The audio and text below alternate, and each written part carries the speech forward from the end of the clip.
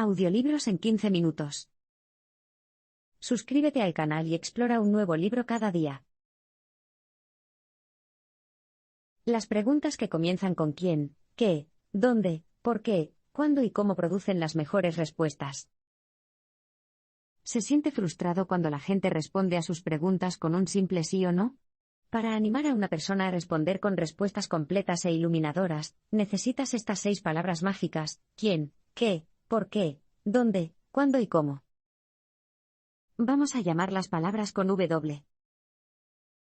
Las preguntas que comienzan con palabras W son excelentes porque no permiten respuestas simples de sí/no. Considera esta conversación entre Jenny y su amiga. Jenny, ¿fuiste a algún sitio anoche? Amigo, sí. J, ¿a dónde fuiste? F, el cine. J, ¿pero odias el cine, no? F, no. J, ¿por qué fuiste? F, tenía una cita con Bob, pero estaba lloviendo, así que decidimos ir al cine. ¿Te diste cuenta de que ciertas preguntas hacían que a la tímida amiga de Jenny le resultara mucho más fácil responder con un simple sí o un no? Cuando Jenny no comenzó su pregunta con una palabra con W, su amiga se inclinó a responder sí o no. Por el contrario, cuando Jenny usó una palabra con W, su amiga le dio respuestas más completas y satisfactorias. Jenny incluso logró reunir algunos chismes jugosos sobre su pareja. Las preguntas que emplean palabras con W son mejores porque son menos provocativas y conflictivas. La peor pregunta que hizo Jenny fue: ¿pero odias el cine, no? Esta pregunta es muy conflictiva y obliga a la amiga de Jenny a estar en desacuerdo para poder responder. En la mayoría de las situaciones, la persona que responda simplemente estará de acuerdo con una pregunta principal como esta. Esto se debe a que es la forma más fácil de responder y, a menudo, le da a la persona que hace la pregunta la respuesta que espera. Hay 4 tipos de preguntas malas que se deben evitar. En el parpadeo anterior, aprendiste que ciertos tipos de preguntas son geniales porque son muy abiertas e invitan a una respuesta completa. Además, también descubriste que otras formas son menos eficaces porque son líderes. El primer tipo de preguntas malas, entonces, son las preguntas principales. Las 3 siguientes son: preguntas vagas, preguntas negativas y preguntas compuestas. Las preguntas vagas no tienen un enfoque específico y, a menudo, son demasiado amplias para que el encuestado las responda de manera efectiva. Un buen ejemplo de una pregunta vaga sería: ¿qué piensas del mundo moderno? El siguiente tipo son las preguntas negativas, que son confusas. Si juntas demasiados negativos o dobles negativos en una pregunta, harás que a la persona a la que le preguntes le resulte muy difícil responder. En otras palabras, cuando hagas preguntas, evita locuciones demasiado complejas, como: no me equivoco al suponer que. ¿No te gustó la película? El cuarto tipo son las preguntas compuestas, que son preguntas múltiples disfrazadas de una. Supongamos que está escuchando una conferencia de prensa y un periodista pregunta: ¿a quién le ha revelado los secretos de Estado? ¿Debería preocupar al público por ello? Observe que el periodista realmente hace 2 preguntas. Las preguntas compuestas como esta rara vez reciben una respuesta en ambas partes porque el encuestado olvida la mitad de la pregunta. Después de que el político haya negado haber revelado ningún secreto, es poco probable que recuerde decir que, por supuesto, el público no debería preocuparse por los secretos que nunca compartió. Un mejor entrevistador hará una pregunta para que la persona interrogada pueda recordarla y abordar fácilmente el tema en cuestión. ¿Qué más? Suele ser la mejor pregunta que se puede hacer. Hasta ahora, ha aprendido que algunas preguntas conducen a respuestas deficientes, mientras que otras dan respuestas satisfactorias. He aquí otra pregunta que tiende a dar respuestas particularmente informativas: ¿qué más? Si hay un consejo que recordar de estos parpadeos, es que recuerdes usar esta frase cuando interrogues a alguien. Los que trabajan en soporte técnico saben preguntar: ¿qué más? Para resolver un problema. Imagine un escenario en el que su ordenador simplemente no cambie el tamaño de una imagen. Esta es la conversación que tendrías con una persona del servicio de soporte técnico. Soporte, ¿cuál es el problema?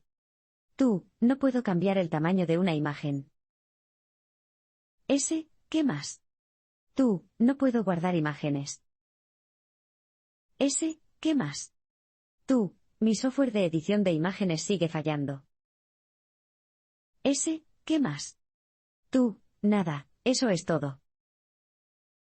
En esta situación, el empleado de soporte técnico pudo descubrir rápidamente que el verdadero problema no es solo el proceso de redimensionamiento de las imágenes, sino que el verdadero problema es el software de edición de imágenes.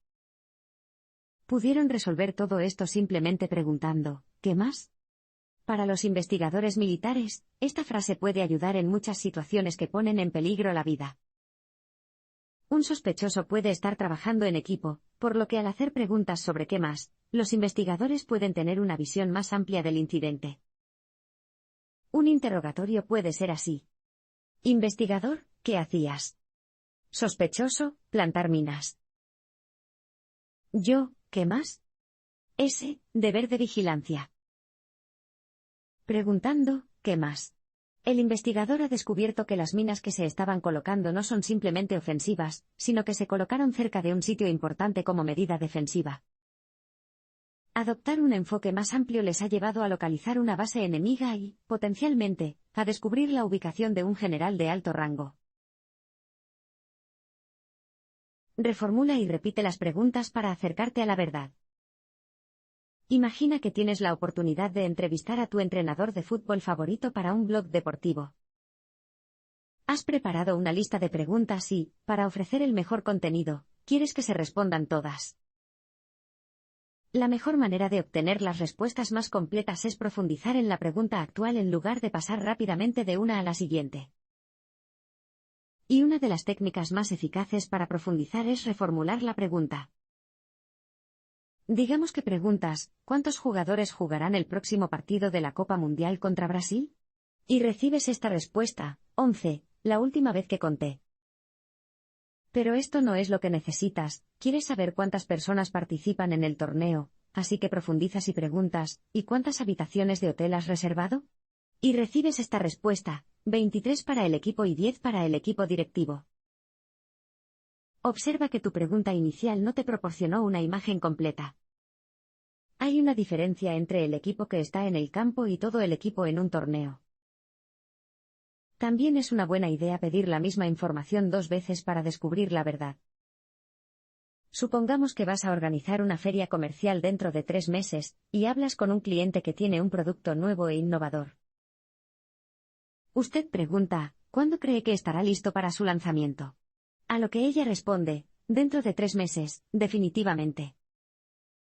Entonces decides presionarla aún más y preguntarle, entonces, ¿puedo reservarte un stand en junio para lanzar tu producto? Ella responde, puede que no terminemos las pruebas beta en junio, y aún estamos esperando la confirmación de la patente.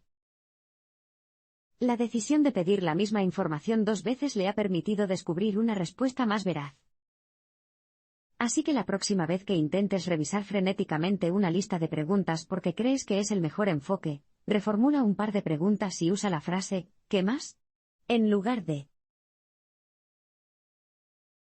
Es importante tener en cuenta los motivos y el punto de vista del encuestado. Recuerda que una conversación es un intercambio bidireccional. Por lo tanto, para obtener la mayor cantidad de información de alguien, lo mejor es ponerse en su lugar. Al hacer preguntas, determine si el encuestado tiene algo que perder o ganar. Los diferentes encuestados tendrán diferentes motivos para responder o negarse a responder a ciertas preguntas. En la guerra, por ejemplo, un combatiente enemigo capturado puede haber recibido entrenamiento para resistirse a un interrogatorio. Puede resultar casi imposible descifrar a esa persona, porque, por ejemplo, si responde a tus preguntas pondrá en peligro a sus amigos o familiares. En el otro extremo del espectro, un paciente médico de edad avanzada puede sentirse incómodo, y hablar con entusiasmo sobre todos los dolores y molestias que haya sentido en su vida. Se sentirán motivados a revelarlo todo a fin de detener su propio sufrimiento. Otro aspecto clave a tener en cuenta es el tipo de personalidad del encuestado. Algunas personas son reservadas y evasivas por naturaleza, mientras que otras son abiertas y conversadoras. Incluso hay quienes tienen demasiada confianza, y expresan sus opiniones como si fueran hechos concretos. Si conoce estos diversos tipos de personalidad, será mejor para hacer preguntas. Las personas a las que les gusta dar opiniones personales como si fueran hechos tienden a tener una personalidad dictatorial. Esta es la categoría en la que caen muchos políticos. Si se les hace una pregunta, su opinión se presentará como si fuera un hecho evidente. Por lo tanto, depende de usted, como persona que hace la pregunta, discernir si lo que ha dicho es cierto o no. Algunas personas, llamémoslas evasoras, evitan ser interrogadas y no les gusta que las interroguen. Es posible que hayan sido criados por padres muy estrictos cuyas opiniones culturales diferían de las suyas.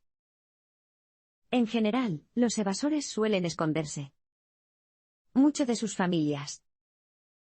Naturalmente, temen las preguntas de cualquier tipo, ya que las perciben como intrusivas. Su profesión influye en el tipo de preguntas que hace. Del mismo modo que los encuestados tendrán diferentes motivaciones para responder o evitar ciertas preguntas, cada persona tendrá diferentes motivos para hacer una pregunta en primer lugar. Y, en términos generales, la profesión de una persona puede decir mucho sobre el tipo de preguntas que hará. Los maestros tienden a hacer preguntas penetrantes para que sus alumnos piensen. La práctica más eficaz es hacer preguntas que animen a los estudiantes a descubrir los hechos, y luego a interactuar de manera significativa con ellos. Donde un profesor mal equipado podría hacer 3 preguntas generales: ¿cuántas personas viven cerca de la costa de California? ¿Por qué es peligroso vivir en California? ¿Y cuáles son los principales tipos de actividad comercial? Un profesor competente hará una pregunta restringida: ¿cuáles son las 10 mayores amenazas para los medios de subsistencia en las regiones costeras de California? Clasifíquelos del 1 al 10. Para responder a esta segunda pregunta, los estudiantes deben conocer toda la información relativa a las 3 preguntas que hizo el profesor menos calificado. También tendrían que interactuar activamente con la información y encontrar una respuesta por sí mismos. Otra profesión a tener en cuenta son los profesionales de la medicina. Sus preguntas variarán según su función. Use estos 2 tipos diferentes de líneas directas médicas. Existe la línea de emergencia 911 que se ocupa de asuntos urgentes, y hay una línea directa de salud general para enfermedades que no ponen en peligro la vida. Si llamas a la línea directa de salud general, te harán una lista de preguntas programadas. Los guiones son una herramienta de diagnóstico fantástica porque permiten a la enfermera llegar a un diagnóstico probable con bastante rapidez. Si descubren que no estás sangrando, que no tienes problemas para respirar, y que el dolor que experimentas es esporádico, sabrán que es probable que tu afección no sea urgente. Sin embargo, si llama al 911 y apenas puede hablar, se olvidan las preguntas programadas y se envía una ambulancia de inmediato. Concéntrese en los eventos a tiempo si quiere ser un buen reportero. Cuando se dé a conocer una noticia importante, notarás que los periodistas que cubren el evento en directo se centran en lo que sucede en tiempo real, en lugar de especular sobre las motivaciones o tratar de dar explicaciones. La razón de esto es que los periodistas están entrenados para preguntar ¿qué? ¿Y dónde? En lugar de ¿por qué? Cuando cayeron las Torres Gemelas, las noticias se centraron en los aviones que se estrellaron contra las torres a las 8:45 a.m. y a las 9:03 a.m. Luego, cubrieron cómo la autoridad portuaria cerró los puentes a las 9:21 a.m. El presidente Bush habló en Florida a las 9:30 a.m. Y, finalmente, imágenes de los otros aviones estrellándose y de los servicios de emergencia respondiendo. No fue hasta varias horas después cuando los periodistas empezaron a mencionar a Al-Qaeda, y a especular sobre las motivaciones de los terroristas. Durante un evento continuo, las preguntas ¿qué y dónde están menos sesgadas que la pregunta ¿por qué? Proporcionan una imagen completa antes de que surjan especulaciones o pensamientos de castigo. Además de estas preguntas, es vital buscar qué más eventos ocurren en conjunto. Tras los ataques del 11 de septiembre, Los periodistas necesitaban saber qué más estaba pasando para poder desenterrar toda la historia. Míralo de esta manera. Si solo eres testigo del derrumbe de una torre, podrías pensar que se trata de un terrible accidente. Si luego ves que el otro se derrumba, pensarás que es deliberado. Si toma la iniciativa de preguntar, ¿qué más? Y si están informados del Pentágono, tendrán una visión más completa a la hora de entender las motivaciones detrás del ataque. Continuando preguntando, ¿qué más? Empezarás a notar ataques similares en los años previos al 11 de septiembre y, poco a poco, podrás sumar 2 más 2 y darte cuenta de que fue obra de Al-Qaeda. Por lo tanto, es importante hacer las preguntas correctas en el momento adecuado.